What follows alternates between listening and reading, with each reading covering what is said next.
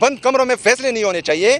جو stake holders ہیں خیبر پختونخوا کے, جہاں پر جو ہے یہ چیزیں چل رہی ہیں, ان کو اعتماد میں لینا چاہیے. آپ ملٹری آپریشن کی بات کریں, آپ کو پتہ ہے ملٹری آپریشن جو ہے اس سے تکلیف کتنی ہوتی ہے, درد کتنا ہوتا ہے. آپ کو اس چیز کا احساس ہے؟ مجھے ہے, میں دیکھ چکا ہوں, مجھ پر بیت چکی ہیں. میں نے اپنے خاندان کے 10 لاشیں جو ہیں ان ہاتھوں سے اٹھائی ہیں. سیکیورٹی فورسز جب ہم لاشیں اٹھاتے تھے تو اوپر سے ہم پر فائرنگ کرتے ہیں, وہ نظارے ہم دیکھ چکے ہیں. ہم اپنی مسجد شہید دیکھ چکے ہیں, ہم جو ہے اپنے گھر اجڑے ہوئے دیکھ چکے ہیں. ہم نے اپنی عورتوں کو جو ہے ننگے سر, ہماری عورتیں قبائلی عورتوں کے بارے میں آپ پوچھیں, ان کا سر کا بال جو ہے وہ اپنا بھائی بھی نہیں دیکھ سکتا تھا. وہ ننگے پاؤں جو ہے سڑکوں پر پھر رہی تھی جب ان کو گھروں سے نکالا گیا. وہ چیزیں ہم دیکھ چکے ہیں. ہم یہ بھی دیکھ چکے ہیں کہ ہماری مسجدوں میں یہ سیکیورٹی فورسز جو ہیں وہ کتے باندھتے تھے. جب ہم جاتے تھے ہم کہتے تھے کہ یہ مسجد کی توہین ہے, تو وہ کہتے تھے کہ یہ کتے اور آپ جو ہے یہ ایک ہی بات ہے.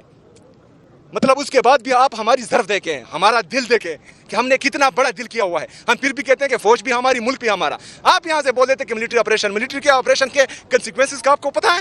آپ کے میرے لوگوں کے درد کا پتہ ہے کہ اس سے درد کتنا ہوتا ہے؟ بند کمروں میں تو یہ شاہانہ زندگی گزارنے والے یہ فیصلہ کر دیتے ہیں کہ وہاں ملٹری آپریشن, اس در سے ہم گزرے ہیں, ہمیں اعتماد میں لیا جائے گا. ہر وہ پالیسی جو میرے عوام کے مفاد میں نہیں ہوگی, ہر وہ پالیسی جس پر ہمیں جو ہے اعتماد میں نہیں لیا گیا ہوگا, وہ پالیسی جو ہے ہم نہ پہلے قبول کرتے تھے, نہ آج قبول کرتے ہیں, اور نہ انشاءاللہ تعالی آئندہ قبول کریں گے.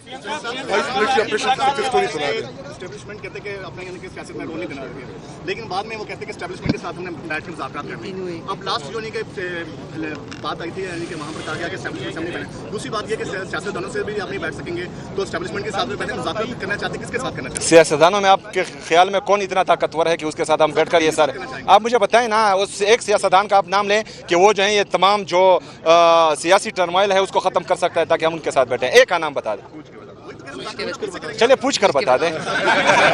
یا کوئی ایسا سیاستدان جو بغیر نظر میں 3 ججز کے حکم کہ مجھے ملانے دیا جائے, اس سے جو ہے یہ بڑا کرائم ہے. لیکن کرائم تو ہے نا سر. میری بات سنیں, یہاں پر جو ہے ہم ملنے کے لیے آ رہے ہیں. اگر فرض کریں یہ ہمیں ملنے دیتے تو یہ رش بنتا ہی نہیں.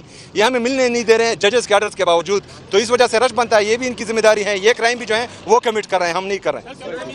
لیکن کچھ لوگوں کے دماغ پر دھول پڑ گئی تھی. وہ ہمیشہ یہ الزام لگاتے تھے کہ یہ چڑھائی کرتے ہیں. وہ ہمیشہ یہ الزام لگاتے تھے پاکستان تحریک انصاف پر کہ یہ احتجاجی سیاست کرتے ہیں. لیکن جب سے میں آیا ہوں, میں مسلسل جو دھول پڑی ہوئی تھی ان کی دماغ پر وہ صاف کرنے کی کوشش کر رہا ہوں, اور آج بھی آپ اس کا عملی نمونہ دیکھ چکے ہیں. تو